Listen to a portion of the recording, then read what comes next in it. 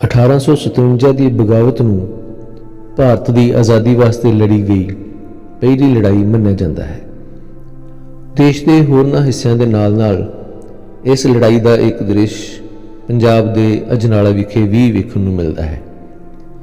ਇਸ ਲੂੰ ਕੰਡੇ ਖੜੇ ਕਰਨ ਵਾਲੀ ਘਟਨਾ ਨੂੰ ਸੁਣਨ ਵਾਸਤੇ ਅਸੀਂ ਭੁਪਿੰਦਰ ਸਿੰਘ ਸੰਧੂ ਨੂੰ ਨਾਲ ਲਵਾਂਗੇ, ਜਿਨ੍ਹਾਂ ਨੇ ਇਸ ਘਟਨਾ ਉੱਤੇ ਡੂੰਘੀ ਖੋਜ ਕੀਤੀ ਹੈ ਤੇ ਇੱਕ ਕਿਤਾਬ ਲਿਖੀ ਹੈ, ਕਾਲਿਆਂ ਵਾਲੇ ਖੂਹ ਦੀ ਲਹੂ ਭਿੱਜੀ ਦਾਸਤਾਨ। ਆਓ ਚੱਲਦੇ ਹਾਂ ਭੁਪਿੰਦਰ ਸਿੰਘ ਸੰਧੂ ਨੂੰ ਨਾਲ ਲੈ ਕੇ ਉਸ ਜਗ੍ਹਾ ਦੇ ਉੱਪਰ ਜਿੱਥੇ ਇਹ ਘਟਨਾ ਵਾਪਰੀ ਤੇ ਉਸ ਥਾਂ ਦੀਆਂ ਤੇ ਉਸ ਥਾਂ ਦੇ ਨਾਲ ਜੁੜੀਆਂ ਹੋਰ ਥਾਵਾਂ ਦੀਆਂ ਆਪਾਂ ਉਹਨਾਂ ਤੋਂ ਗੱਲਾਂ ਸੁਣਦੇ ਹਾਂ। ਗਿੱਲ ਸਾਹਿਬ, 1857 ਦਾ ਵਰ੍ਹਾ ਦੇਸ਼ ਦੇ ਵਿੱਚ, ਦੇਸ਼ ਦੇ ਇਤਿਹਾਸ ਦੇ ਵਿੱਚ ਮਤਲਬ ਇੱਕ ਉਹ ਵਰ੍ਹਾ ਆ 1857 ਦਾ, ਜਿਸ ਵਰ੍ਹੇ ਦੇ ਵਿੱਚ ਲੋਕਾਂ ਨੇ ਕੰਪਨੀ ਰਾਜ ਨੂੰ ਚੈਲੰਜ ਕੀਤਾ ਸੀ। ਸਾਡੇ ਦੇਸ਼ ਦੇ ਵਿੱਚ ਵੱਖ-ਵੱਖ ਧਰਮਾਂ ਦੇ ਲੋਕ, ਵੱਖ-ਵੱਖ ਖਿੱਤਿਆਂ ਦੇ ਵਿੱਚ ਉਹਨਾਂ ਨੇ ਆਪਣੇ ਆਪਣੇ ਢੰਗ ਦੇ ਨਾਲ, ਆਪਣੇ ਆਪਣੇ ਸੱਭਿਆਚਾਰ ਦੇ ਵਿੱਚ ਜਿਵੇਂ ਉਹਨਾਂ ਦੇ ਰਸਮੋ ਰਿਵਾਜ ਆ, ਉਹਨਾਂ ਦੇ ਅਨੁਸਾਰ ਉਹਨਾਂ ਨੇ 1857 ਦੇ ਵਿੱਚ ਕੰਪਨੀ ਰਾਜ ਦੇ ਖਿਲਾਫ ਇੱਕ ਬਿਗਲ ਵਜਾਇਆ ਸੀ। ਉਹ ਭਾਰਤ ਦੇ ਲੋਕਾਂ ਦੇ ਮਨਾਂ ਦੇ ਵਿੱਚ 1857 ਦਾ ਵਰ੍ਹਾ ਬਹੁਤ ਹੀ ਮਹੱਤਵਪੂਰਨ ਵਰ੍ਹਾ ਵਜੋਂ ਸਾਂਭਿਆ ਪਿਆ ਹੈ। ਅੱਜ ਜਿਸ ਜਗ੍ਹਾ 'ਤੇ ਅਸੀਂ ਖੜ੍ਹੇ ਹਾਂ, ਇਹ ਅਜਨਾਲੇ ਦਾ ਕਾਲਿਆਂ ਵਾਲਾ ਖੂਹ ਆ, ਜਿਹਦੇ ਵਿੱਚ 31 ਜੁਲਾਈ ਤੇ 1 ਅਗਸਤ 1857 ਵਾਲੇ ਦਿਨ ਲਾਹੌਰ ਦੀ ਸਾਈਂ ਮੀਆਂ ਮੀਰ ਛਾਉਣੀ ਦੇ ਵਿੱਚੋਂ ਬਗਾਵਤ ਕਰਕੇ ਲਗਭਗ 650 ਜਿਹੜੇ ਸਿਪਾਹੀ ਸੀ, ਜਿਨ੍ਹਾਂ ਨੂੰ ਉਹਨੇ ਹੱਥੇ ਕੀਤਾ ਹੋਇਆ ਸੀ, ਉਹ ਸਿਪਾਹੀ ਜਿਹੜੇ ਸੀ ਉਹਨਾਂ ਨੇ ਬਗਾਵਤ ਕਰਕੇ ਰਾਵੀ ਦੇ ਕੰਢੇ ਕੰਢੇ ਚਾਲੇ ਪਾਏ ਕਿ ਮੇਰਠ ਦੇ ਵਿੱਚ ਜਿਹੜੀ ਛਾਉਣੀਆਂ, ਮੇਰਠ ਦੀ ਛਾਉਣੀ ਦੇ ਵਿੱਚ ਜਦੋਂ ਇਹਨਾਂ ਇਕੱਠੇ ਹੋ ਗਏ ਅਤੇ ਦੇਸ਼ ਪੱਧਰੀ ਲੜਾਈ ਜਿਹੜੀ ਉਹ ਲੜਨੀ ਸੀ। ਉਸ ਸਿੱਟੇ ਵਜੋਂ 1857 ਦੇ ਵਿੱਚ ਜਿਹੜੀ ਜੁਲਾਈ ਦੀ ਆਖਰੀ ਅਤੇ ਅਗਸਤ ਦੀ ਰਾਤ ਸੀ, 1 ਅਗਸਤ ਦੀ ਦਰਮਿਆਨ ਦੀ ਰਾਤ ਸੀ, ਉਦੋਂ ਇਹਨਾਂ ਨੂੰ ਰਾਵੀ ਦੇ ਅਜਨਾਲਾ ਜਿੱਥੇ ਆਪਾਂ ਖੜ੍ਹੇ ਇੱਥੋਂ 6 ਕਿਲੋਮੀਟਰ 7 ਕਿਲੋਮੀਟਰ ਦੂਰ ਰਾਵੀ ਦੇ ਕੰਢੇ ਤੋਂ ਫੜਿਆ ਗਿਆ ਅਤੇ ਇਹ ਲਗਭਗ 650 ਦੇ ਕਰੀਬ ਸਿਪਾਹੀ ਸਨ, ਜਿਨ੍ਹਾਂ ਦੇ ਵਿੱਚੋਂ ਜਦੋਂ ਇਹਨਾਂ ਨੇ ਖੂਨੀ ਸੰਘਰਸ਼ ਕੀਤਾ ਦਰਿਆ ਦੇ ਕੰਢੇ ਦੇ ਉੱਤੇ, ਜਿਹਦੇ ਵਿੱਚੋਂ ਲਗਭਗ 150 ਬੰਦਾ ਜਿਹੜਾ ਵਾ ਉਹ ਉੱਥੇ ਹੀ ਕਤਲ ਹੋ ਗਿਆ, ਜਿਹਦੇ ਵਿੱਚੋਂ 40-45 ਬੰਦੇ ਜਿਹੜੇ ਆ ਉਹ ਲਗਭਗ ਫੜ ਲਏ, ਰੁੜ ਗਏ ਅਤੇ 282 ਬੰਦੇ ਜਿਹੜੇ ਆ ਉਹ ਇਹਨਾਂ ਨੇ ਰੱਸਿਆਂ ਦੇ ਨਾਲ ਨੂੜ ਕੇ ਅਤੇ ਉਹ ਅਜਨਾਲੇ ਲੈ ਕੇ ਆਉਂਦੇ। ਅਜਨਾਲੇ ਜਿੱਥੇ ਅਸੀਂ ਖੜ੍ਹੇ ਹਾਂ, ਇਸ ਤੋਂ ਸਾਹਮਣੇ ਬਿਲਕੁਲ ਪੁਲਿਸ ਸਟੇਸ਼ਨ ਹੈ, ਥਾਣਾ ਹੈ, ਅਤੇ ਥਾਣੇ ਦੇ ਨਾਲ ਬਿਲਕੁਲ ਜਿਹੜਾ ਵਾ ਉਸ ਸਮੇਂ ਜਿਹੜੇ ਅੰਗਰੇਜ਼ਾਂ ਨੂੰ ਮਾਮਲਾ ਨਹੀਂ ਸੀ ਲੋਕ ਦਿੰਦੇ ਅਤੇ ਉਹਨਾਂ ਨੂੰ ਕੈਦਖਾਨਾ ਬਣਾਇਆ ਸੀ ਉਹਨਾਂ ਵਾਸਤੇ। ਜਿਹੜੇ ਲੋਕ ਫਰਮਾਨਾਂ ਦੀ ਅਵੱਗਿਆ ਕਰਦੇ ਆ ਉਹਨਾਂ ਨੂੰ ਫੜ ਕੇ ਉੱਥੇ ਮਤਲਬ ਇੱਕ ਕਿਸਮ ਦੀ ਹਵਾਲਾਤ ਸੀ ਉਹ ਬਣਾਈ, ਅਤੇ ਉਸ ਹਵਾਲਾਤ ਦੇ ਵਿੱਚ ਜਿਹੜੇ 282 ਬੰਦੇ ਸੀ ਉਹਨਾਂ ਨੂੰ ਰਾਤ ਕੈਦ ਕੀਤਾ ਗਿਆ।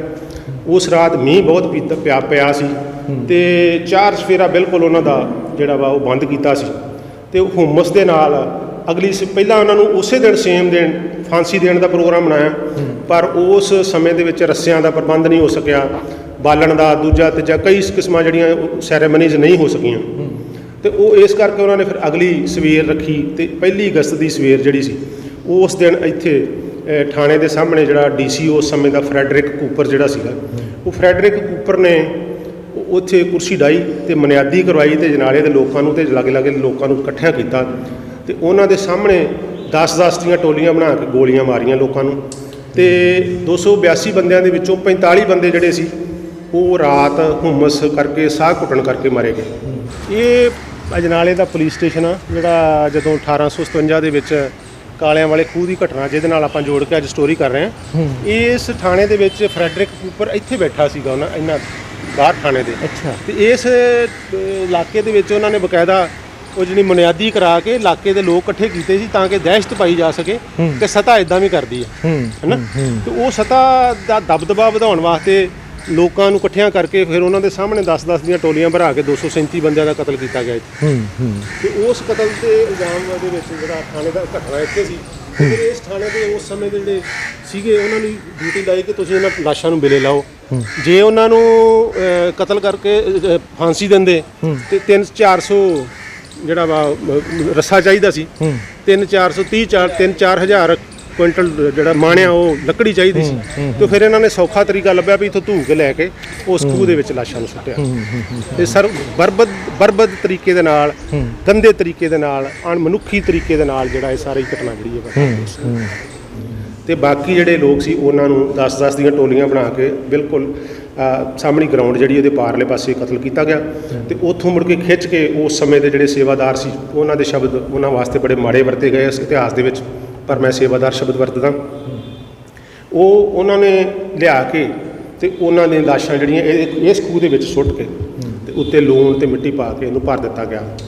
ਇਸ ਤਰ੍ਹਾਂ ਦੇ ਜਿਹੜੇ ਖੂਹ ਆ ਸਾਡੇ ਦੇਸ਼ ਦੇ ਇਤਿਹਾਸ ਦੇ ਵਿੱਚ ਬਹੁਤ ਸਾਰੇ ਜਿੱਥੇ ਅਣਗੌਲੇ ਲੋਕਾਂ ਨੂੰ ਮਾਰਿਆ ਗਿਆ ਤੇ ਖੂਹਾਂ 'ਚ ਸੁੱਟਿਆ ਗਿਆ। ਇਹ ਫਿਰ ਇੱਕ ਕਿਸਮ ਦੇ ਬਾਅਦ ਦੇ ਵਿੱਚ ਸਤਾ ਜਿਹੜੀ ਉਹ ਕਿਸਮ ਦਾ ਰਿਵਾਜ ਪਾ ਦਿੰਦੀ ਆ ਵੀ ਲਾਸ਼ਾਂ ਨੂੰ ਬਿਲੇ ਲਾਉਣਾ, ਦੱਸਣਾ, ਕਿਸ ਤਰ੍ਹਾਂ ਕਰਨਾ, ਕਿਵੇਂ ਕਰਨਾ। ਪਹਿਲਾਂ ਇਹਦੇ ਉੱਤੇ ਇੱਕ ਧਾਰਮਿਕ ਸਥਾਨ ਬਣਿਆ ਹੋਇਆ ਸੀ ਤੇ ਫਿਰ ਉਹ ਧਾਰਮਿਕ ਸਥਾਨ ਨੂੰ ਮਤਲਬ ਪ੍ਰਮਾਣਿਤ ਤਰੀਕੇ ਦੇ ਨਾਲ ਇੱਕ ਸਹਿਮਤੀ ਦੇ ਨਾਲ ਉਹਨੂੰ ਗਰਾ ਕੇ ਤੇ ਫਿਰ ਥੱਲਿਓਂ ਖੂਹ ਜਿਹੜਾ ਉਹਨੂੰ ਲੱਭਣ ਦੀ ਕੋਸ਼ਿਸ਼ ਕੀਤੀ ਔਰ ਇਹ ਅੱਜ ਕੱਲ੍ਹ ਸਾਡੇ ਸਾਹਮਣੇ ਆ ਸਾਰਿਆਂ ਦੇ ਬਾਅਦ 'ਚ। ਇਸ ਤੋਂ ਬਾਅਦ ਇਸ ਨਗਰ ਦੇ ਵਸਨੀਕਾਂ ਨੇ ਇਹਦੇ 'ਤੇ ਬਹੁਤ ਸਾਰੇ ਪੈਸੇ ਲਾਏ ਨੇ, ਲੋਕਾਂ ਨੇ, ਪੂਰੀ ਦੁਨੀਆ 'ਚ ਰਹਿੰਦੇ ਲੋਕਾਂ ਨੇ ਪੈਸੇ ਲਾਏ ਨੇ ਤੇ ਇਹਦੀ ਆਹ ਜਿਹੜੀ ਸਾਹਮਣੇ ਸਾਡੀ ਤਸਵੀਰ ਆ, ਇਹ ਖੂਬਸੂਰਤ ਤਸਵੀਰ ਜਿਹੜੀ ਅੱਜ ਆ, ਇਹ ਇਤਿਹਾਸ ਨੂੰ ਸਾਂਭਣ ਵਾਸਤੇ ਲੋਕਾਂ ਨੇ ਇਕੱਠੇ ਕੀਤੀ ਹੈ ਤੇ ਇਹ ਸਾਡੇ ਅੱਜ ਸਾਹਮਣੇ।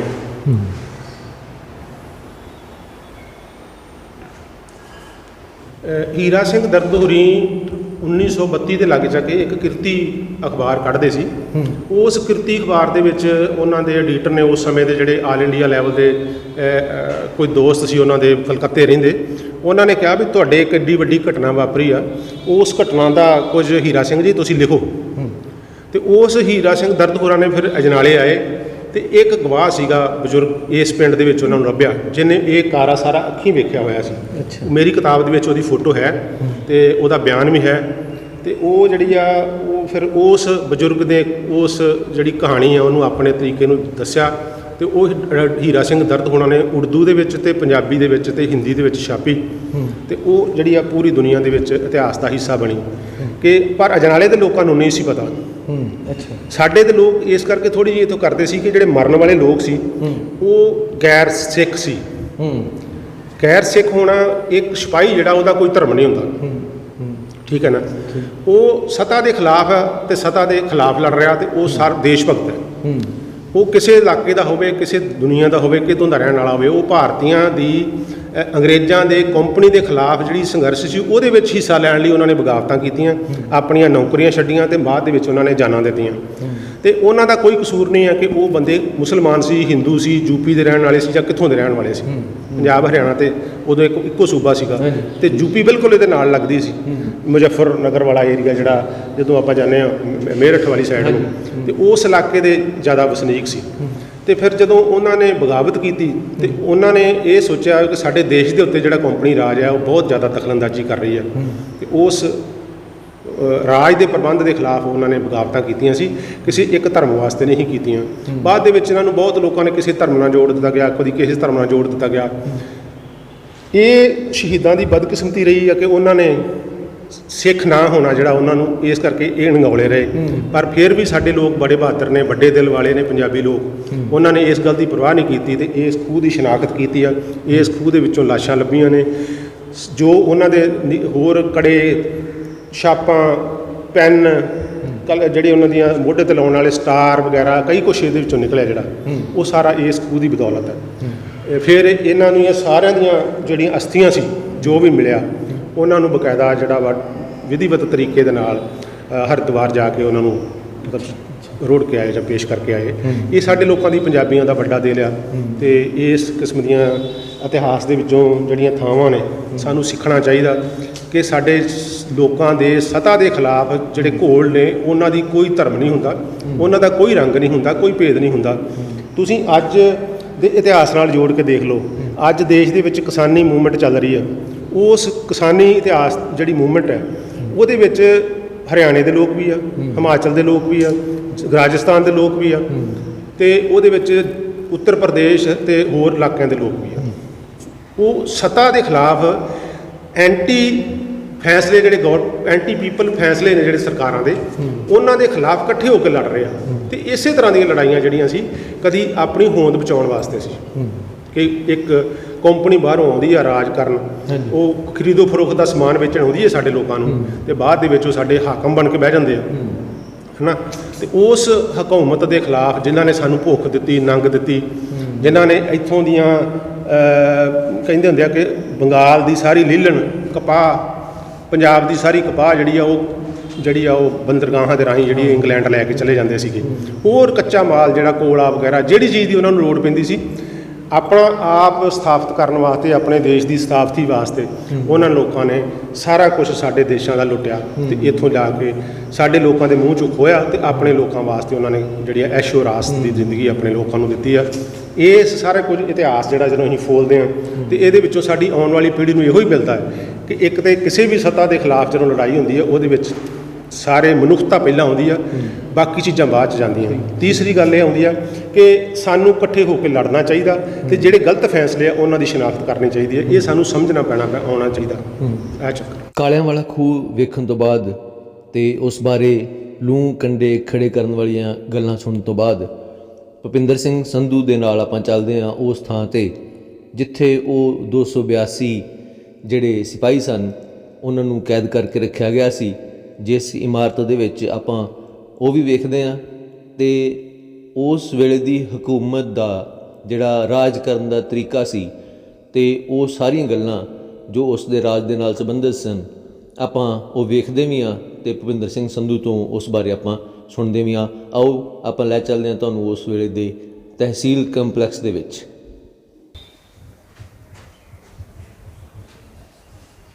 ਅੱਛਾ, ਇਹ ਉਸ ਵੇਲੇ ਦਾ ਉਹ ਸੀਗਾ।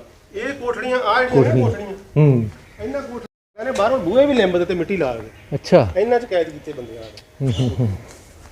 ਕੋਠੜੀਆਂ ਸਾਰੀਆਂ ਆਸੇ ਪਾਸੇ ਆ ਗਈਆਂ। 250 ਬੰਦਾ ਕੈਦ ਕੀਤਾ ਇਹਨਾਂ ਕੋਠੜੀਆਂ ਦੇ ਵਿੱਚ। ਅੱਛਾ, ਉਹ ਲਓ ਸਾਰੀਆਂ ਇਹ ਜਿਹੜੀ ਚੀਜ਼ਾਂ ਇੰਨਾ ਇਹ ਖਜ਼ਾਨਾ ਹੈ। ਅੱਛਾ, ਜਿੱਥੇ ਚੈਸਟ ਜਾਨੀ ਕਿ ਉਸ ਸਮੇਂ ਦੇ ਅੰਗਰੇਜ਼ਾਂ ਦੀ ਇਹ ਤਹਿਸੀਲ ਨਹੀਂ ਸੀ ਨਾਲ ਉਦੋਂ, ਪਰ ਚੈਸਟ ਇੱਥੇ ਸੀ। ਉਦੋਂ ਚਲਾਵੇਂ ਦੇ ਅਗਲੇ ਬਣ ਵਾਲੇ ਦੇ ਲਾਗੇ ਇੱਕ ਦੇਖ ਲੈਂਦੇ ਆ ਉਹ ਚੈਸਟ ਮਤਲਬ ਇਹ ਵੇਖੋ ਇਹ ਸਾਰੀਆਂ ਇੱਥੇ ਲੋਕ ਇਕੱਠੇ ਕੈਦ ਕੀਤੇ। ਆਹ ਸਭ ਕੋਠੜੀਆਂ ਨੇ। ਆਹ ਖਜ਼ਾਨਾ ਦੇਖੋ। ਵਾਹ। ਇਸ ਬਿਲਡਿੰਗ ਦੇ ਵਿੱਚ ਆਪਾਂ ਅੰਦਰ ਘੁੰਮ ਰਹੇ ਹਾਂ, ਦੇਖ ਰਹੇ ਹਾਂ। ਇਹ ਬਿਲਡਿੰਗ ਅੰਗਰੇਜ਼ ਦੇ ਰਾਜ ਦੇ ਵਿੱਚ ਉਸ ਸਮੇਂ ਬਣੀ ਸੀ ਕਿ ਜਿਹੜੇ ਲੋਕ ਸਤਾ ਨੂੰ ਜੁਰਮਾਨਾ, ਆਬਿਆਨਾ, ਪਾਣੀ ਦਾ ਜਿਹੜਾ ਮਾਮਲੇ ਆ ਉਹ ਨਹੀਂ ਸੀ ਦੇ ਸਕਦੇ ਤੇ ਉਹਨਾਂ ਦੇ ਟੌਰਚਰ ਕਰਨ ਵਾਸਤੇ, ਉਹਨਾਂ ਨੂੰ ਬੇਇੱਜ਼ਤ ਕਰਨ ਵਾਸਤੇ ਉਹਨਾਂ ਨੂੰ ਫੜ ਕੇ ਇਹਨਾਂ ਥਾਵਾਂ 'ਤੇ ਰੱਖਿਆ ਜਾਂਦਾ ਸੀਗਾ। ਤੇ ਨਾਲ ਹੀ ਇਹ ਜਿਹੜੀ ਬਿਲਡਿੰਗ ਹੈ ਇਹ ਦੇਖੋ ਸਾਰਾ ਇਹ ਮਤਲਬ ਇੱਕ ਕਿਸਮ ਦੀ ਚੈਸਟ ਹੈ ਜਿਹਦੇ ਵਿੱਚ ਖਜ਼ਾਨਾ ਰੱਖਿਆ ਜਾਂਦਾ ਸੀ। ਦੇਖੋ ਦੋਹਰੇ ਤੇਰੇ ਉਹ ਲੋਹੇ ਦਾ ਅਗਲੇ ਪਾਸੇ ਦੇਖੋ ਉਹਦੇ ਵਿੱਚ ਜੋ ਸੰਦੂਕ ਸੰਦਾਕ ਜੋ ਕਿਸਮ ਦਾ ਕੋਈ ਰੱਖਦੇ ਹੋਣਗੇ ਇਹ ਉਹ ਚੀਜ਼ਾਂ ਵੇਖੋ ਕਿਸ ਤਰ੍ਹਾਂ ਲੋਹੇ ਦੇ ਨਾਲ ਕੀਤਾ ਤੇ ਕਿੰਨੇ ਕੁੰਡੇ ਲਾਏ ਸਾਰਾ ਕੁਝ ਸਿਸਟਮ ਹੈ ਤੇ ਅੱਜ ਤੱਕ ਇਹ ਜਿਹੜਾ ਕਾਇਮ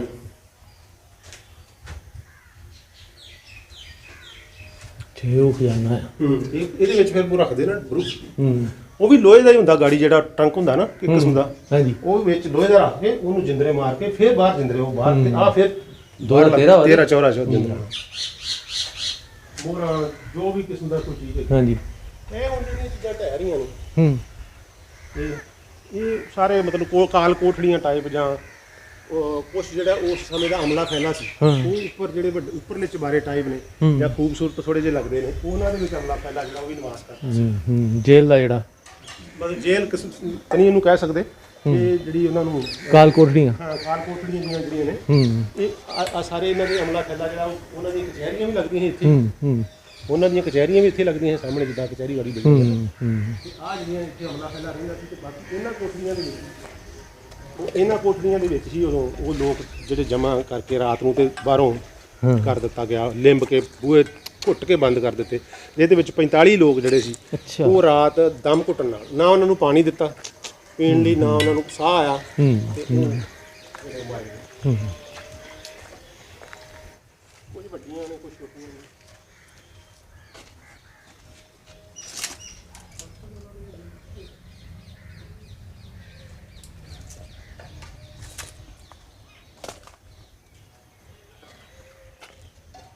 ਇਹ ਬੂਏ ਉਹੀ ਆ ਪੁਰਾਣੇ। ਬਿਲਕੁਲ ਕੰਪਨੀ ਰਾਜ ਦੇ ਸਮੇਂ ਦੀ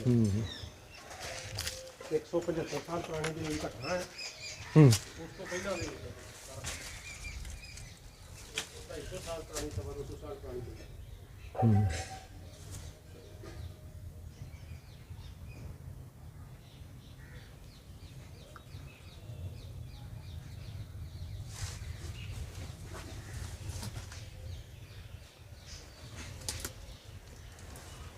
ਇਹ ਜਿਹੜੀਆਂ ਬਿਲਡਿੰਗ ਆਪਾਂ ਦੇਖ ਰਹੇ ਹਾਂ, ਇਹ ਲਗਭਗ 175 ਵਰ੍ਹੇ ਹੋ ਚੱਲੇ 1857 ਦੇ ਵਿੱਚ, ਜਦੋਂ ਲਾਹੌਰ ਤੋਂ ਬਗਾਵਤ ਕਰਕੇ ਲੋਕ ਜਿਹੜੇ ਨਿਕਲੇ ਸੀ ਉਹਨਾਂ ਨੂੰ ਇਹਨਾਂ ਕੋਠੜੀਆਂ ਦੇ ਵਿੱਚ ਰੱਖਿਆ ਗਿਆ ਸੀ। ਤਾਂ ਅੱਜ ਦੇਖ ਲਓ ਇਹਨਾਂ ਕੋਠੜੀਆਂ ਦੀ ਹਾਲਤ ਜਿਹੜੀ ਆ ਉਹ ਭਾਵੇਂ ਡਿੱਗ ਰਹੀਆਂ ਨੇ, ਪਰ ਕੁਝ ਨਵੀਂ ਆਰਕੀਓਲੋਜੀ ਡਿਪਾਰਟਮੈਂਟ ਜਿਹੜਾ ਇਹਨੂੰ ਸਾਂਭ ਸੰਭਾਲ ਵੀ ਇਹਨਾਂ ਦੀ ਕਰ ਰਿਹਾ। ਤੇ ਇਹ ਲੋਕਾਂ ਨੇ ਤਾਂ ਸਾਂਭੀ ਨਹੀਂ ਹੈ, ਨਾ ਹੀ ਸਰਕਾਰਾਂ ਨੇ ਧਿਆਨ ਦਿੱਤਾ, ਕਿਉਂਕਿ ਉਸ ਸਮੇਂ ਦੇ ਵਿੱਚ ਜਿਸ ਤਰ੍ਹਾਂ ਦੀ ਸਰਕਾਰ ਆਉਂਦੀ ਉਹ ਆਪਣੇ ਹਿਸਾਬ ਨਾਲ ਨਵੀਆਂ ਕਚਹਿਰੀਆਂ ਬਣਾ ਲੈਂਦੀ ਹੈ। ਇਹ ਆਪਣੇ ਉਸ ਕੰਪਨੀ ਦੇ ਅਹਿਲਕਾਰ ਜਿਹੜੇ ਸੀ ਉਹ ਇੱਥੇ ਰਹਿੰਦੇ ਸੀ, ਤੇ ਉਸ ਅਹਿਲਕਾਰਾਂ ਨੇ ਇੱਥੇ ਖਜ਼ਾਨਾ ਰੱਖਦੇ ਸੀ, ਇੱਥੇ ਲੋਕ ਰਹਿੰਦੇ ਸੀ, ਜਾਂ ਉਹਨਾਂ ਨੂੰ ਫੜ ਕੇ ਰੱਖਦੇ ਸੀ, ਜਾਂ ਉਹਨਾਂ ਦੀ ਆਪਣੀ ਰਿਹਾਇਸ਼ਾਂ ਵੀ ਉੱਪਰ ਸੀਗੀ ਸਾਰੀਆਂ। ਤੋ ਇਹ ਅੱਜ ਇਹ ਬਿਲਡਿੰਗ ਦੇ ਵਿੱਚ ਆਉਣ ਦਾ ਸਾਡਾ ਮਕਸਦ ਇਹ ਆ ਕਿ ਕੰਪਨੀ ਰਾਜ ਦੇ ਲੋਕਾਂ ਦੇ ਪ੍ਰਤੀ ਜਿਹੜਾ ਉਹਨਾਂ ਦਾ ਨਜ਼ਰੀਆ ਸੀ, ਗੰਦਾ ਨਜ਼ਰੀਆ ਸੀ, ਜਾਂ ਲਾਪਰਵਾਹੀ ਸੀ, ਜਾਂ ਲੁੱਟ ਸੀ, ਉਸ ਖਿਲਾਫ ਜਿਹੜੇ ਲੋਕਾਂ ਨੇ ਬਗਾਵਤ ਕੀਤੀ ਸੀ, ਉਹ ਇਸ ਕਰਕੇ ਕੀਤੀ ਸੀ ਕਿ ਉਹ ਲੋਕ ਜਿਹੜੇ ਫੌਜੀ ਆ ਉਹ ਅਕਸਰ ਸਾਡੇ ਪਿੰਡਾਂ ਦੇ ਨਾਲ, ਸਾਡੇ ਸ਼ਹਿਰਾਂ ਦੇ ਨਾਲ, ਘਰਾਂ ਉਹਨਾਂ ਪਰਿਵਾਰਾਂ ਦੇ ਨਾਲ ਜੁੜੇ ਹੋਏ ਸੀ ਜਿਨ੍ਹਾਂ ਪਰਿਵਾਰਾਂ ਦੀ ਲੁੱਟ ਸੁੱਟ ਹੁੰਦੀ ਸੀ। ਭਾਵੇਂ ਉਹ ਕੰਪਨੀ ਦੀ ਫੌਜ ਦੇ ਵਿੱਚ ਕੰਮ ਕਰਦੇ ਸੀ, ਪਰ ਫਿਰ ਵੀ ਉਹ ਬਗਾਵਤ ਉਹਨਾਂ ਇਸ ਕਰਕੇ ਕੀਤੀ ਕਿ ਉਹਨਾਂ ਦੇ ਮਾਂ-ਬਾਪ ਜਿਹੜੇ ਉਹ ਭੁੱਖੇ ਮਰ ਰਹੇ ਆ, ਉਹਨਾਂ ਦੀਆਂ ਜ਼ਮੀਨਾਂ ਖੋਹੀਆਂ ਜਾ ਰਹੀਆਂ, ਉਹਨਾਂ ਦੀ ਉਪਜ ਲੁੱਟੀ ਜਾ ਰਹੀ ਆ, ਉਹਨਾਂ ਦੀ ਮਿਹਨਤ ਲੁੱਟੀ ਜਾ ਰਹੀ ਆ। ਉਹ ਇਹ ਸਾਰੇ ਕੁਝ ਦੇ ਖਿਲਾਫ ਜਦੋਂ ਜਾ ਦੇਖਦਾ ਆਦਮੀ ਫਿਰ ਆਪਣਾ ਆਪ ਭੁੱਲ ਜਾਂਦਾ ਕਿ ਉਸ ਬੰਦਾ, ਮੈਂ ਨੌਕਰੀ ਉਸ ਸਰਕਾਰ ਦੀ ਨੌਕਰੀ ਕਰ ਰਿਹਾ ਜਿਹੜੀ ਮੇਰੇ ਪਿਓ ਦੇ ਦਾੜੀ ਨੂੰ ਹੱਥ ਪਾ ਰਹੀ ਆ। ਤਾਂ ਇਸ ਬਗਾਵਤ ਇਸ ਕਰਕੇ ਪੁਲਿਸ ਦੇ ਉਸ ਸਮੇਂ ਦੀ ਫੌਜ ਦੇ ਸਿਪਾਹੀਆਂ ਨੇ ਕੀਤੀ ਸੀ ਕਿ ਉਹ ਸਹਾਰ ਨਹੀਂ ਸੀ ਸਕਦੇ। ਦੂਸਰੀ, ਜ਼ਬਰਦਸਤੀ ਉਹਨਾਂ ਨੂੰ ਕਾਰਤੂਸ ਉਹ ਦਿੱਤੇ ਜਾਂਦੇ ਸੀ ਜਿਹਦੇ ਵਿੱਚ ਗਾਂ ਦੀ ਚਰਬੀ ਸੀ, ਤੇ ਉਹਨਾਂ ਨੂੰ ਮੂੰਹ ਨਾਲ ਖੋਲ੍ਹਣੇ ਪੈਂਦੇ ਸੀ, ਹੈ ਨਾ। ਹਰ ਧਾਰਮਿਕ ਤੌਰ ਤੇ, ਨੈਤਿਕ ਤੌਰ ਤੇ, ਸਮਾਜਿਕ ਤੌਰ ਤੇ, ਆਰਥਿਕ ਤੌਰ ਤੇ ਟੌਰਚਰ ਕੀਤਾ। ਉਹ ਟੌਰਚਰ ਦੇ ਵਿੱਚ ਜਿਹੜਾ ਹੈ ਉਹ ਉਹਦੇ ਵਿੱਚ ਬਗਾਵਤ ਦੀਆਂ ਫਿਰ ਸੁਰਾਂ ਫਿਰ ਨਿਕਲਦੀਆਂ ਨੇ। ਲੋਕ ਚੜੋਗੇ ਉੱਤੇ ਕਿ ਮਾੜਾ ਜਿਹਾ ਦੇਖੋ। ਅੱਛਾ, ਇਹ ਲੱਕੜ ਦੀ ਹੈ? ਹਾਂ ਬਿਲਕੁਲ, ਬਹੁਤ ਹੀ ਲੱਕੜ, ਮਤਲਬ ਲੱਕੜ ਵੀ ਉਦੋਂ ਦੀ? ਹਾਂ ਬਿਲਕੁਲ। ਕੀ ਬਾਤ, ਕੀ ਬਾਤ। ਇਹ ਚੇਂਜ ਥੋੜਾ ਕਰਤਾ, ਕੋਈ ਲਾ ਕੇ ਭਾਵੇਂ ਲੈ ਜਾਏ ਇੱਥੋਂ, ਕੋਈ ਚੇਂਜ ਨਹੀਂ ਕਰਦਾ। ਫਿਰ ਇਹਨਾਂ ਦਾ ਪ੍ਰਬੰਧ ਦੇਖੋ, ਉੱਪਰ ਆਓ, ਇਹਨਾਂ ਕੋਠੜੀਆਂ ਦਾ ਵੇਖੋ ਆਪਰ ਨਾਲ ਹੈ, ਇਹਦਾ ਲੈਵਲ ਨੀਵਾਂ, ਇਹਦਾ ਉੱਚਾ, ਉਹਦਾ ਪਾਣੀ ਇੱਧਰ ਨੂੰ ਜਾਂਦਾ। ਅੱਛਾ, ਪਰਨਾਲੇ ਆ, ਪਰਨਾਲੇ। ਵਾਹ, ਇਹ ਬਿਲਕੁਲ ਤਕਨੀਕ ਦੇਖੋ, ਕਿਤੇ ਖਰੋ ਨਹੀਂ ਸਕਦਾ। ਡਰੇਨੇਜ ਦਾ ਪੂਰਾ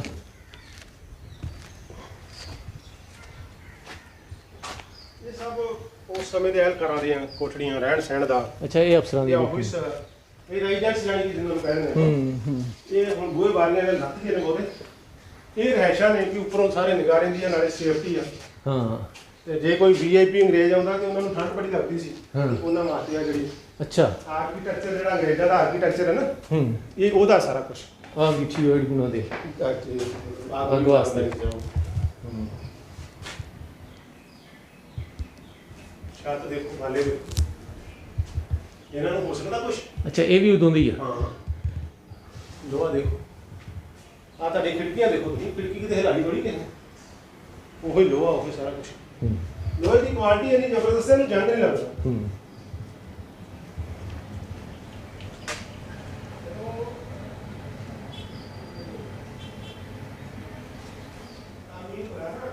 ਹਾਂਜੀ, ਦਿੱਲੀ ਦਾ ਉੱਤੇ ਕੁਤਬ ਮੀਨਾਰ, ਇੱਕ ਮਿੰਟ।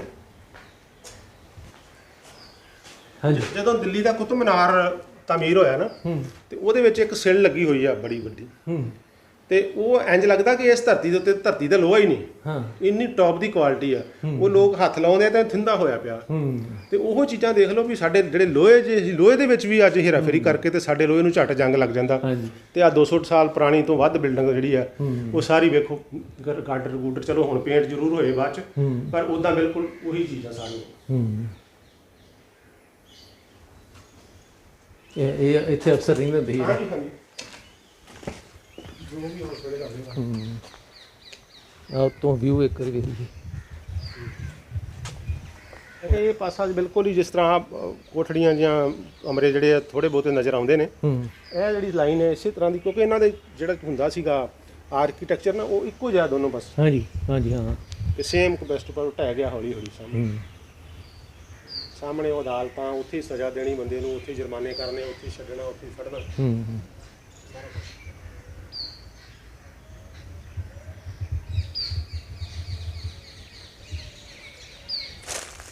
ਜੀ ਤੇ ਹੋਰ ਕਾਰਨਰ ਤੇ ਲੱਗਿਆ ਹਾਂਜੀ, ਉਹ ਵੀ ਉਹ ਅਦਾਲਤ।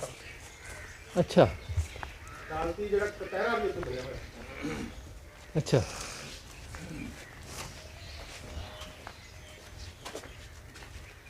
ਹਾਂ ਜਿਹੜਾ ਐਂਟਰੀ ਇਧਰੋਂ ਦੀ ਹੋਣੀ ਇਹਦੀ ਨਾ। ਹਾਂ ਹਾਂ, ਆ ਦੇ ਇਧਰ ਦੀ ਜੱਜ ਬੈਠਦਾ ਹੋਊਗਾ ਨਾ। ਆ ਦੇ ਵਾਹ। ਲਾਈਟ ਚਲਾਉਣਾ ਥੋੜੀ ਇਹਦੀ ਫਲੈਸ਼ ਦੀ ਕਰਨੀ।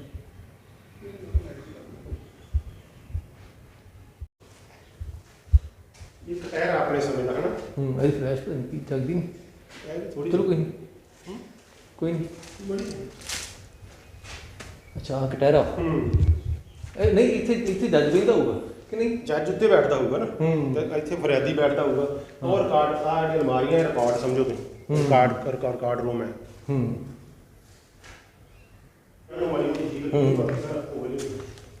ਸਤਾ ਜਿਹੜੀ ਹੈ ਨਾ, ਹਾਂਜੀ, ਉਹਦੀ ਕੁਰਸੀ ਆਮ ਲੋਕਾਂ ਨਾਲੋਂ ਉੱਚੀ ਹੁੰਦੀ ਹਮੇਸ਼ਾ। ਹਾਂ ਤੇ ਉਹ ਇਹੋ ਤੇ ਦਰਸਾਉਣਾ ਚਾਹੁੰਦੀ ਹੈ। ਤੇ ਇਧਰੋਂ ਦੀ ਆਉਂਦੇ ਹੋਣਗੇ, ਇਧਰੋਂ ਦੀ ਜੱਜ ਹੁੰਦਾ ਹੋਊਗਾ ਜਾਂ ਕੋਈ, ਤੇ ਬਾਕੀ ਆਮ ਲੋਕ ਇਧਰੋਂ ਨਿਕਲਦੇ ਹੋਣਗੇ ਕਿਉਂਕਿ ਲੋਹੇ ਦਾ ਸੇਫਟੀ ਵਾਸਤੇ ਦਰਵਾਜ਼ਾ। ਇਹਨੂੰ ਲੋਕ ਆਉਂਦੇ ਹੋਣਗੇ। ਆਹ ਦਰਵਾਜ਼ਾ ਦੇਖੋ, ਆਹ ਦਰਵਾਜ਼ਾ ਦੇਖੋ ਕਿੰਨਾ ਸ਼ਾਨਦਾਰ। ਇਹਦੀ ਜਗ੍ਹਾ ਆਹ ਲੋਹੇ ਦਾ ਦਰਵਾਜ਼ਾ, ਆਹ ਦੇਖੋ। ਆਹ ਕੋ ਹੈਂਡਲ ਦੇਖੋ ਇਹਦਾ। ਬਿਲਕੁਲ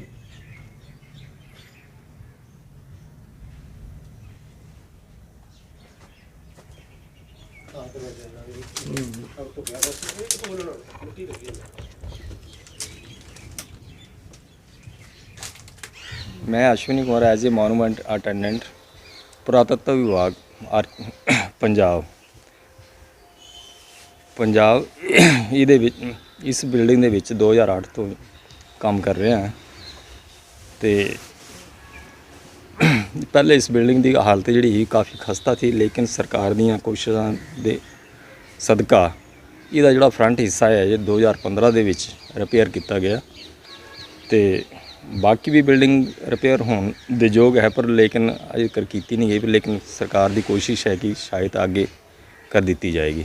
ਗਿੱਲ ਸਾਹਿਬ, ਇਹੋ ਜਿਹੀਆਂ ਯਾਦਗਾਰਾਂ ਜਿਹੜੀਆਂ ਨੇ ਇਹ ਸਾਹਮਣੇ ਸਾਡੇ ਲੋਕਾਂ ਨੇ ਤਾਂ ਨਹੀਂ ਲਿਆਂਦੀਆਂ ਕਿ ਇਹਨਾਂ ਨੂੰ ਸੱਤਾ ਦਾ ਸੌਦਾ ਨਹੀਂ ਬਣ ਸਕੀਆਂ। ਜੇ ਸਿੱਖ ਹੁੰਦੇ, ਹਿੰਦੂ ਹੁੰਦੇ, ਤੇ ਫਿਰ ਪੰਜਾਬ ਦੇ ਵਿੱਚ ਇਸ ਜਿਹੜੀ ਯਾਦਗਾਰ ਇਹਦਾ ਕੁਝ ਵੱਖਰਾ ਹੀ ਹੋਣਾ ਸੀ। ਇੱਕ ਜਲਿਆਂਵਾਲਾ ਬਾਗ ਹੋਰ ਹੋਣਾ ਸੀ। ਕਿ ਸਾਡੇ ਦੇਸ਼ ਦੇ ਲੋਕਾਂ ਨਾਲ ਅਨਿਆਂ ਇਹ ਆ ਕਿ ਅਸੀਂ ਧਰਮ ਤੋਂ ਬਾਹਰ ਜਾਂਦੇ ਹੀ ਨਹੀਂ ਜਾਂ ਬਲਗਣਾ 'ਚ ਵੜੇ ਹੋਏ ਹਾਂ। ਮੈਂ ਇੱਕ ਤੁਹਾਨੂੰ ਉਦਾਹਰਨ ਦੱਸਦਾ। ਜਦੋਂ 1957 ਦੇ ਵਿੱਚ 100 ਸਾਲਾ ਮਨਾਇਆ ਗਿਆ ਨਾ, ਤੇ 100 ਸਾਲਾਂ ਦਾ ਜਿਹੜਾ ਫੰਕਸ਼ਨ ਸੀ ਉਹ ਨਾਲਿਆਂ ਵਾਲੇ ਖੂਹ ਦੇ ਵਿੱਚ ਕੀਤਾ ਗਿਆ। ਅੱਛਾ, ਇੱਥੇ ਕਾਲੇ ਵਾਲੇ ਖੂਹ ਤੇ।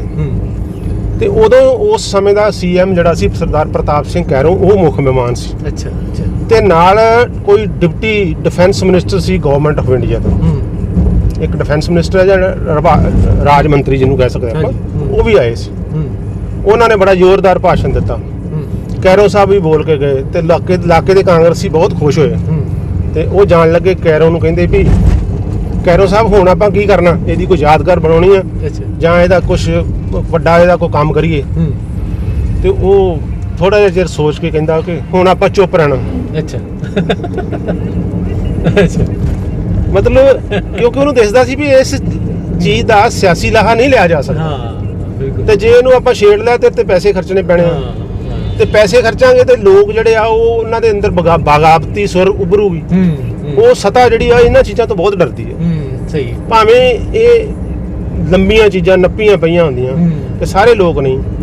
ਤੇ ਮੈਂ ਵੀ ਜਿਹੜੀ ਆਪਣੀ ਕਿਤਾਬ ਦੀ ਐਡੀਟੋਰੀਅਲ ਲਿਖਿਆ ਸੀ ਨਾ, ਇਹਦੇ ਵਿੱਚ ਜਦੋਂ ਕਿਤਾਬ ਦੀ ਸ਼ੁਰੂਆਤ 'ਚ ਮੈਂ ਇਹੀ ਲਿਖਿਆ ਸੀ ਕਿ ਜੇ ਇਸ ਜਗ੍ਹਾ ਨੂੰ ਪ੍ਰੋਪਰ ਤਰੀਕੇ ਦੇ ਨਾਲ ਸਰਕਾਰ ਨੇ ਯਾਦਗਾਰ ਬਣਾ ਕੇ ਇੱਕ ਜਲਿਆਂਵਾਲੇ ਬਾਗ ਵਾਂਗ ਬਣਾਇਆ ਹੁੰਦਾ ਤੇ ਇਹ ਵੀ ਇੱਕ ਪਿਕਨਿਕ ਸਪੌਟ ਹੋਣਾ ਸੀ। ਲੋਕਾਂ ਨੇ ਆਪਣੇ ਦਿਲ ਦੀਆਂ ਗੱਲਾਂ ਕਰਨੀਆਂ ਸੀ।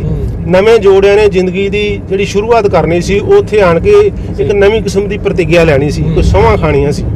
ਤੇ ਸਤਾ ਜਿਹੜੀ ਆ ਉਹ ਨਹੀਂ ਚਾਹੁੰਦੀ ਕਿ ਲੋਕ ਕੋਈ ਇਸ ਤਰ੍ਹਾਂ ਦੀ ਚੰਗੀ ਥਾਂ ਜਿਹੜੀ ਆ ਉਹਦੇ ਉੱਤੇ ਜਾਣ। ਉਹਨਾਂ ਨੂੰ ਬਸ ਕੀ ਕਹਿੰਦੇ ਆਪਾਂ ਕੁਰਸੀਆਂ ਵਾਸਤੇ ਜੋ ਵੀ ਆ ਵੀ ਕਿਤੇ ਨਾ ਕਿਤੇ ਲੋਕ ਸਿਰ ਸੁੱਟੀ ਜਾਣ, ਬਸ ਉਹਨਾਂ ਵਾਸਤੇ ਇਹ ਚੰਗਾ ਹੁੰਦਾ। ਸਿਰ ਉੱਚਾ ਕਰਕੇ ਸੋਚਣ ਨਾ, ਪੁੱਛਣ ਨਾ, ਤੇ ਉਹਨਾਂ ਨੂੰ ਸੱਤ ਵਚਨ ਕਹਿਣ ਵਾਲੇ, ਚੁੱਪ ਰਹਿਣ ਵਾਲੇ, ਹਾਂਜੀ ਕਹਿਣ ਵਾਲੇ ਲੋਕ ਬੜੇ ਪਸੰਦ ਨੇ। ਤੇ ਜਿਹੜਾ ਬੰਦਾ ਕੀ ਤੇ ਕਿਉਂ ਦੀ ਗੱਲ ਕਰਦਾ, ਕਿੱਥੇ ਦੀ ਕਰਦਾ, ਉਹ ਜਿਹੜੀ ਆ ਉਹਨਾਂ ਨੂੰ ਚੁੱਭਦੀ ਹੈ। ਹੁਣ ਤੁਸੀਂ ਇਹ ਦੇਖ ਲਓ ਨਾ ਵੀ ਕਿੰਨੇ ਅੱਜ 75 ਸਾਲ 100 ਤੋਂ ਬਾਅਦ ਫਿਰ 75 ਸਾਲ ਨਿਕਲ ਗਏ, 1857 ਫਿਰ 1957 ਹਨਾ। ਤੇ ਅੱਜ 75 ਸਾਲ ਬਾਅਦ ਆਪਾਂ ਤੁਰੇ ਫਿਰਦੇ ਆ। ਉਹ ਵੀ ਕੁਦਰਤੀ ਮੈਨੂੰ ਕਿਸੇ ਨੇ ਮਿਹਣਾ ਮਾਰਿਆ ਸੀ ਕਿ ਤੂੰ ਅਜਨਾਲੇ ਯਾਰ ਰਹਿੰਦਾ ਰਿਹਾ, ਉੱਥੇ ਉਹ ਕਾਲਿਆਂ ਵਾਲੇ ਖੂਹ ਤੇ ਕਰ ਕੁਛ। ਤੇ ਫਿਰ ਮੈਂ ਚੈਲੰਜ ਵਜੋਂ ਲੈ ਕੇ ਤੇ ਮੈਂ ਲਗਭਗ 1.5 ਸਾਲ ਲਾ ਕੇ ਤੇ ਉਹ ਜਿਹੜੀ ਪੁਸਤਕ ਆ ਸਾਹਮਣੇ ਆਈ, ਉਹਦੇ ਚ ਮੈਟਰ ਜਿੰਨਾ ਵੀ ਲੱਭ ਤੋਂ ਵੱਧ ਲੱਭ ਸਕਦਾ ਹਾਂ। ਹਾਲੀ ਉਦੋਂ ਜਿੰਨੀ ਅੱਜ ਅਸੀਂ ਆਨਲਾਈਨ ਸਮਾਨ ਲੱਭ ਲੈਂਦੇ ਆ, ਉਦੋਂ ਮੇਰੇ ਕੋਲ ਨਹੀਂ ਸੀ ਲੱਭ ਸਕਿਆ ਮੈਂ, ਕਿਉਂਕਿ ਇੰਨੀ ਤੁਰ ਕੇ ਫਿਰ ਕੇ ਲੱਭਣ ਵਾਲੀ ਗੱਲ ਸੀ। ਮੇਰੀ ਪ੍ਰੋਫੈਸਰ ਜਗਮੋਹਨ ਸਿੰਘ ਹੁਣਾਂ ਬੜੀ ਮਦਦ ਕੀਤੀ ਤੇ ਉਹ ਜਿਹੜਾ ਹੀਰਾ ਸਿੰਘ ਦਰਦ ਵਾਲਾ ਆਰਟੀਕਲ ਛਪਿਆ ਸੀ, ਉਹਦੀ ਉਹਨਾਂ ਨੇ ਫੋਟੋ ਕਾਪੀ ਕਲਕੱਤੇ ਤੋਂ ਮੰਗਵਾ ਕੇ ਦਿੱਤੀ ਮੈਨੂੰ। ਉੱਥੋਂ ਦੀ ਜਿਹੜੀ ਵੱਡੀ ਸਾਰਿਆਂ ਤੋਂ ਦੇਸ਼ ਦੀ ਵੱਡੀ ਲਾਇਬ੍ਰੇਰੀ, ਨੈਸ਼ਨਲ ਲਾਇਬ੍ਰੇਰੀ ਤੋਂ, ਮਤਲਬ ਉੱਥੋਂ ਉਹਨਾਂ ਨੇ ਕਿਸੇ ਮਿੱਤਰ ਦੀ ਡਿਊਟੀ ਲਾਈ, ਉਹਨਾਂ ਨੇ ਫੋਲਾ ਫਾਲੀ ਕਰਕੇ ਕਿੰਨੇ 3 ਮਹੀਨੇ ਬਾਅਦ ਉਹ ਮੈਨੂੰ ਉਹਦੀ ਕਾਪੀ ਜਿਹੜੀ ਆ ਉਹ ਮਿਲ ਗਈ ਸੀ।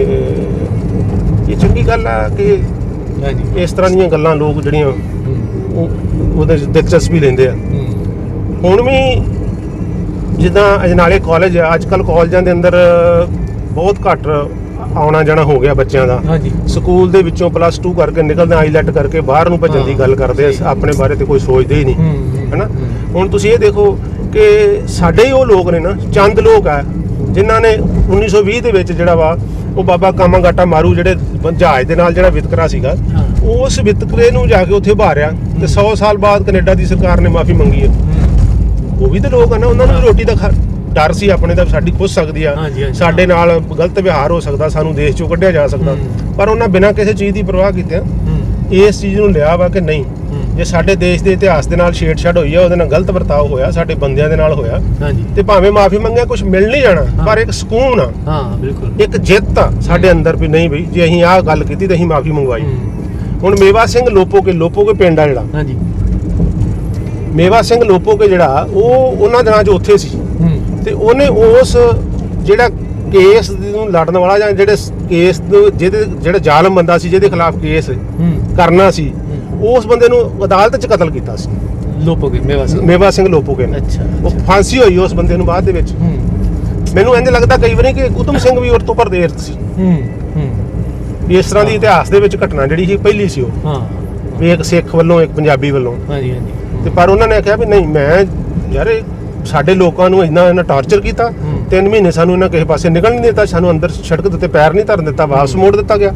ਤੇ ਉਹਦੇ ਉਲਟ ਸਾਡੀ ਜਿਹੜੀ ਹੈਗੀ ਆ ਸਰਕਾਰ, ਇਹਨਾਂ ਕਲਕੱਤੇ ਦੇ ਬਜਬਜ ਘਾਟ ਦੇ ਉੱਤੇ ਜਦੋਂ ਉਹ ਜਹਾਜ਼ ਵਾਪਸ ਲੱਗਿਆ, ਉਹਦੇ ਵਿੱਚੋਂ ਲੋਕਾਂ ਦੇ ਗੋਲੀਆਂ ਮਾਰ ਕੇ 10 ਬੰਦੇ ਮਾਰ ਦਿੱਤੇ ਨਾ। ਇਹ ਸਾਰਾ ਕੁਝ ਇਤਿਹਾਸ ਦੀ ਫੋਲਾ ਫਲੀ ਆ।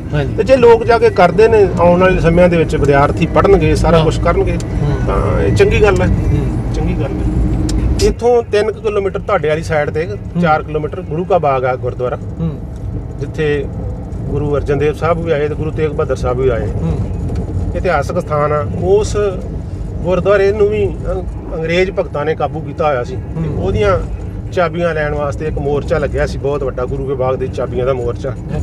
ਤੇ ਉਸ ਮੋਰਚੇ ਦੀ ਅੱਗੇ ਜਾ ਕੇ ਜਿਹੜਾ ਸ਼ੀਨੇ ਵਾਲਾ ਪੁਲ ਆ, ਉੱਥੇ ਆਪਾਂ ਖਲੋਨੇ ਆ, ਉਹਦੇ ਬਾਰੇ ਚ ਗੱਲ ਕਰਦੇ ਆ।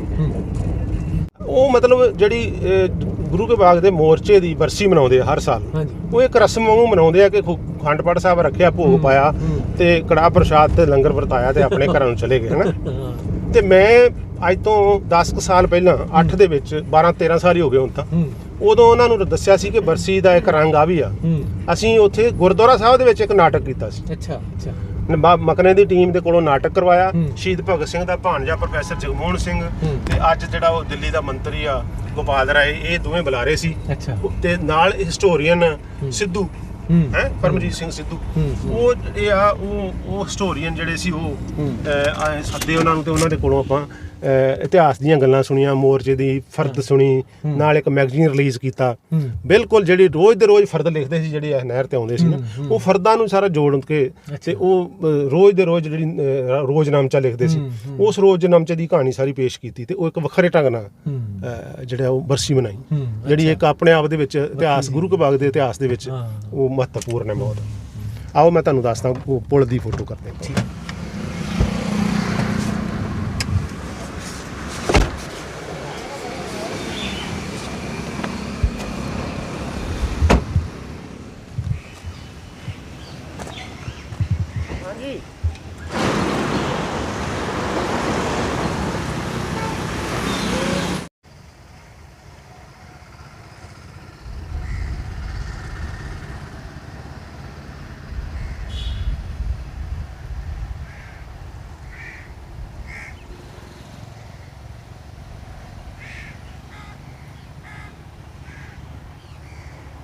ਇਹ ਛੀਨਿਆਂ ਵਾਲੀ ਨਹਿਰ ਦਾ ਪੁਲ ਆ। ਇਸ ਨਹਿਰ ਦਾ ਨਾਮ ਲਾਹੌਰ ਬ੍ਰਾਂਚ ਹੈ ਤੇ ਇਹ ਜਿਹੜਾ ਪੁਲ ਆ ਇਹ ਆਪਣੇ ਪਿੰਡੇ ਦੇ ਉੱਤੇ ਬਹੁਤ ਸਾਰੇ ਜ਼ਖਮ ਜਿਹੜਾ ਉਹ ਲੈ ਕੇ ਬੈਠਾ ਹੋਇਆ। ਇਤਿਹਾਸ ਦਾ ਬਹੁਤ ਵੱਡਾ ਹਿੱਸਾ ਇਸ ਪੁਲ ਦੇ ਉੱਤੋਂ ਦੀ ਗੁਜ਼ਰਿਆ ਤੇ ਇਹ ਸਾਂਭ ਕੇ ਬੈਠਾ ਹੋਇਆ। ਇਸ ਪੁਲ ਨੇ 1946 ਦੇ ਵਿੱਚ ਅੰਗਰੇਜ਼ ਖਿਲਾਫ ਸਰਕਾਰ ਦੇ ਖਿਲਾਫ ਆਖਰੀ ਜਿਹੜਾ ਮੋਗਾ ਮੋਰਚਾ ਲੱਗਿਆ ਸੀ, ਉਸ ਮੋਰਚੇ ਦੇ ਵਿੱਚ ਜਾਣ ਆਉਣ ਵਾਲੇ ਲੋਕਾਂ ਨੇ ਜਿਹੜੀ ਕੁੱਟ ਖਾਧੀ, ਜਿਹੜੇ ਇਕੱਠੇ ਹੋਏ, ਜਿਹੜੇ ਕੈਦੀ ਹੋਏ, ਜਿਹੜੇ ਫੜੇ ਗਏ, ਉਹ ਇਸ ਪੁਲ ਦੇ ਉੱਤੋਂ ਦੀ ਲੰਘਦੇ ਸੀ ਤੇ ਉਹ ਤਾਂ ਕਦੀ ਸੱਜੇ ਕਦੀ ਖੱਬੇ, ਕਿਉਂਕਿ ਹੋਰ ਕੋਈ ਰਸਤਾ ਨਹੀਂ ਸੀ ਤੇ ਉਹਨਾਂ ਨੂੰ ਪੁਲਿਸ ਜਿਹੜੀ ਉਹ ਕੈਦ ਕਰਕੇ ਲੈ ਜਾਂਦੀ ਸੀ। ਇਸ ਤੋਂ ਪਹਿਲਾਂ ਗੁਰੂ ਕੇ ਬਾਗ ਦਾ ਜਿਹੜਾ ਮੋਰਚਾ ਲੱਗਾ ਸੀ, ਚਾਬੀਆਂ ਦਾ ਮੋਰਚਾ, ਉਸ ਮੋਰਚੇ ਦੇ ਵਿੱਚ ਅੰਮ੍ਰਿਤਸਰ ਤੋਂ ਜਿਹੜੇ ਜਥੇ ਆਉਂਦੇ ਸੀ ਇਸ ਸੜਕ ਦੇ ਉੱਤੋਂ ਦੀ ਗੁਜ਼ਰਦੇ ਸੀ ਤੇ ਇਸ ਪੁਲ ਦੇ ਉੱਤੋਂ ਦੀ ਲੰਘਣ ਤੋਂ ਪਹਿਲਾਂ ਉਹਨਾਂ ਨੂੰ ਜਿਹੜੀ ਡਾਂਗ ਫੇਰੀ ਜਾਂਦੀ ਸੀ, ਜਿਹੜਾ ਕੁੱਟਿਆ ਜਾਂਦਾ ਸੀ, ਪਰ ਉਹਨਾਂ ਨੂੰ ਇੱਕੋ ਗੱਲ, ਸਹਿਣਸ਼ੀਲਤਾ ਦਾ ਸਭ ਤੋਂ ਇਤਿਹਾਸ ਆ ਵੱਡਾ, ਕਿ ਇੱਕ ਬੰਦੇ ਨੂੰ ਕੁੱਟ ਪੈ ਰਹੀ ਆ, ਡਾਂਗਾਂ ਵੱਜ ਰਹੀਆਂ ਨੇ, ਸਿਰ ਪਾਟ ਰਹੇ ਨੇ, ਲਹੂ ਵਗ ਰਿਹਾ, ਪਰ ਉਹ ਬੰਦਾ ਸੀ ਨਹੀਂ ਕਰ ਰਿਹਾ, ਬਲਕਿ ਪਾਠ ਕਰ ਰਿਹਾ, ਆਪਣੀ ਕਿਸਮ ਦੀ ਉਹ ਇੱਕ ਮਤਲਬ ਇਹੋ ਜਿਹਾ ਹੌਸਲਾ ਦਿਖਾ ਰਿਹਾ ਕਿ ਜਿਹਦੇ ਨਾਲ ਉਹਨੂੰ ਕੁੱਟਣ ਵਾਲੇ ਹੱਥ ਜਿਹੜੇ ਉਹ ਵੀ ਰੁਕ ਜਾਂਦੇ ਸੀ, ਦੁਸ਼ਮਣ ਵੀ ਬੇਕਾਰ ਹੋ ਜਾਂਦੇ ਸੀ ਵੀ ਅਸੀਂ ਕਿਉਂ ਇਹਨਾਂ ਨਾਲ ਇਸ ਤਰ੍ਹਾਂ ਦਾ ਵਿਹਾਰ ਕਰ ਰਹੇ ਹਾਂ। ਤਾਂ ਉਹ ਇਸ ਪੁਲ ਤੋਂ ਅੱਗੇ ਨਹੀਂ ਸੀ ਜਾਣ ਦਿੰਦੇ। ਦਰਬਾਰ ਸਾਹਿਬ ਤੋਂ ਜਾਂ ਕੋਤਵਾਲੀ ਅੰਮ੍ਰਿਤਸਰ ਤੋਂ ਜਿਹੜੇ ਜਥੇ ਚੱਲਦੇ ਸੀ ਉਹ ਇੱਥੋਂ ਚੱਲ ਕੇ ਪੈਦਲ ਆਉਂਦੇ ਸੀ ਅੰਮ੍ਰਿਤਸਰ ਗੁਰੂ ਕੇ ਬਾਗ ਜਾਣ ਵਾਸਤੇ, ਪਰ ਉਹਨਾਂ ਨੂੰ ਇਸ ਪੁਲ ਤੋਂ ਅੱਗੇ ਜਿਹੜਾ ਉਹ ਨਹੀਂ ਸੀ ਜਾਣ ਦਿੱਤਾ। ਸੋ ਇਸ ਕਰਕੇ ਇਹ ਪੁਲ ਜਿਹੜਾ ਵਾ ਇਹ ਗੁਰੂ ਕੇ ਬਾਗ ਦੇ ਮੋਰਚੇ ਦੇ ਨਾਲ ਜਾਣਿਆ ਜਾਂਦਾ ਪੁਲ ਹੈ। ਇਹ ਪੁਲ ਜਿਹੜਾ ਵਾ ਉਸ ਤੋਂ ਬਾਅਦ ਮੋਗਾ ਮੋਰਚਾ ਦੇ ਸਮੇਂ ਦੇ ਵਿੱਚ ਜਿਹੜਾ ਇਹ ਛੀਨੇ ਪਿੰਡ ਇੱਧਰਲੇ ਪਾਸੇ ਨੇ, ਇੱਧਰ ਲਦੇ ਪਿੰਡ ਆ ਤੇ ਇਹਨਾਂ ਥਾਵਾਂ ਦੇ ਉੱਤੇ ਜਿਹੜਾ ਵਾ ਉਹ ਇਲਾਕੇ ਦੇ ਲੋਕ ਜਿਹੜੇ ਸੀ ਉਸ ਜਿਹੜੇ ਮੋਰਚੇ 'ਚ ਸ਼ਾਮਲ ਹੋਣ ਆਉਂਦੇ ਸੀ ਤੇ ਉਸ ਮੋਰਚੇ ਦੇ ਵਿੱਚ ਹਿੱਸਾ ਬਣਨ ਆਏ ਸੀ। ਉਹਨਾਂ ਮੋਰਚਿਆਂ ਦਾ ਇਤਿਹਾਸ ਜਿਹੜਾ ਇਹਨਾਂ ਦੇ ਕੋਲ। ਸੋ ਇਸ ਕਰਕੇ ਮੈਂ ਆਪਾਂ ਲੰਘ ਰਹੇ ਹਾਂ ਤੇ ਮੇਰੇ ਮਨ 'ਚ ਸੀਗਾ ਕਿ ਤੁਹਾਡੇ ਨਾਲ ਇਹ ਕੁਝ ਗੱਲਾਂ ਜ਼ਰੂਰ ਕਰਾਂ ਕਿ ਇਹ ਪੁਲ ਨੇ ਵੀ ਸਲਾਮਤ ਨਹੀਂ ਰਹਿਣਾ। ਇਸ ਪੁਲ ਨੇ ਵੀ ਹੌਲੀ ਹੌਲੀ ਕਦੀ ਨਾ ਕਦੀ ਨਵੀਂ ਜਿਹੜੀ ਜਿਹਨੂੰ ਆਪਾਂ ਕਹਿ ਦਿੰਦੇ ਹਾਂ ਕਿ ਨਵੀਂ ਟੈਕਨੋਲੋਜੀ ਦੀ ਭੇਟ ਚੜ੍ਹ ਜਾਣਾ ਤੇ ਹੋ ਸਕਦਾ ਇਹਦਾ ਇਤਿਹਾਸ ਜਿਹੜਾ ਉਹ ਗਵਾਚ ਜਾਵੇ ਸਾਡੇ ਕੋਲ। ਤੇ ਜਦੋਂ ਇਸ ਚੀਜ਼ਾਂ ਸਰਕਾਰਾਂ ਨੂੰ ਪਤਾ ਲੱਗਦੀਆਂ ਜਾਂ ਸੱਤਾ ਨੂੰ ਪਤਾ ਲੱਗਦਾ ਕਿ ਇਹ ਚੀਜ਼ਾਂ ਦੇ ਉੱਤੇ ਕੋਈ ਗੱਲ ਤੁਰ ਸਕਦੀ ਆ, ਐ ਹੋ ਸਕਦਾ, ਤੇ ਇਹਨਾਂ ਨੂੰ ਸਾਹਮਣੇ ਦੀ ਬਜਾਏ ਫਿਰ ਬਲਡੋਜ਼ਰ ਫੇਰ ਦਿੱਤਾ ਜਾਂਦਾ ਹੈ ਨਾ। ਤੇ ਇਹ ਵੀ ਆਉਣ ਵਾਲੇ ਸਮਿਆਂ 'ਚ ਨਵੀਨਤਾ ਦੇ ਨਾਂ ਦੇ ਉੱਤੇ ਹੋ ਸਕਦਾ ਵੀ ਬਲਡੋਜ਼ਰ ਦੇ ਹੇਠਾਂ ਆ ਕੇ ਤੇ ਇਸ ਤਰ੍ਹਾਂ ਦਾ ਚਲੇ ਜਾਵੇ। ਇਹ ਜਿਹੜਾ ਗੁਰਦੁਆਰਾ ਸਾਹਿਬ ਹੈ, ਇਹ ਜਿਹੜੇ ਗੁਰੂ ਕੇ ਬਾਗ ਦੇ ਮੋਰਚੇ 'ਚ ਸ਼ਾਮਲ ਹੋਣ ਵਾਲੇ ਲੋਕ ਹੈ, ਉਹਨਾਂ ਦੀ ਜਿਹੜੀ ਕੁੱਟਮਾਰ ਹੋਈ ਉਸ ਗੱਲ ਤੋਂ ਪ੍ਰੇਰਿਤ ਹੋ ਕੇ ਗੁਰਦੁਆਰਾ ਮੋਰਚਾ ਸਾਹਿਬ ਇਹਦਾ ਨਾਂ ਰੱਖਿਆ ਇਹਨਾਂ ਮੋਰਚਾ ਸਾਹਿਬ। ਮੈਂ ਜਿਹੜੀ ਗੱਲ ਕਹਿਣੀ ਚਾਹੁੰਦਾ ਸੀ ਉਹ ਇਹ ਆ ਕਿ ਇਸ ਥਾਂ ਦੇ ਉੱਤੇ ਮੋਰਚੇ 'ਚ ਸ਼ਾਮਲ ਹੋਣ ਵਾਲੇ ਲੋਕ ਜਿਹੜੇ ਆ ਉਹ ਜਿਹੜੇ ਫੱਟੜ ਹੁੰਦੇ ਸੀ, ਗੰਭੀਰ ਫੱਟੜ ਹੁੰਦੇ ਸੀ, ਉਹਨਾਂ ਨੂੰ ਸਰਕਾਰ ਦਾ ਉਸ ਸਮੇਂ ਦਾ ਕੋਈ ਹਸਪੀਟਲ ਦਾਖਲ ਨਹੀਂ ਸੀ ਕਰਦਾ ਤੇ ਨਾ ਹੀ ਸਰਕਾਰ ਦਾ ਕੋਈ ਡਾਕਟਰ ਜਿਹੜਾ ਸੀ ਉਹਨਾਂ ਨੂੰ ਦੇਖਦਾ ਸੀ।